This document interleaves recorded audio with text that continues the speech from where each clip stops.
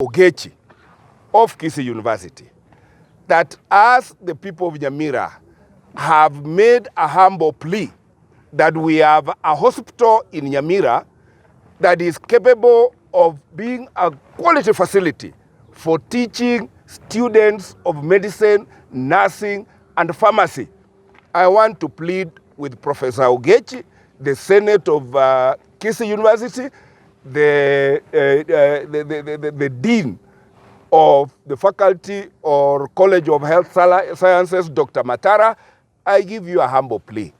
Don't limit the number of children you are admitting to the College of Health Sciences, because we have a teaching facility in Nyamira Hospital and we have a world-class hospital plaza where the lecturers and professors of medicine can come and use as clinics while they teach our children. They can also take a moment in our hospital plaza and attend to our patients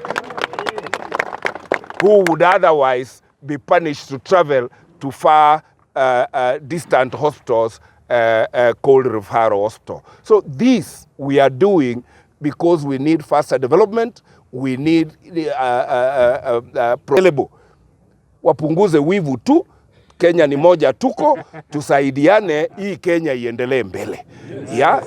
A university in Nyamira town is a university in Nyamira County, is a university within Kenya.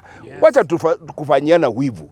Yeah? Kama wewe umepromisiwa pesa yako unaenda kutafutiwa, we support and pray for you. Yeah? But wacha sisi ambao tulikuwa tuna program zetu zinaendelea, wacha mdomo mbaya. Yeah? Don't poison the president's mind and head.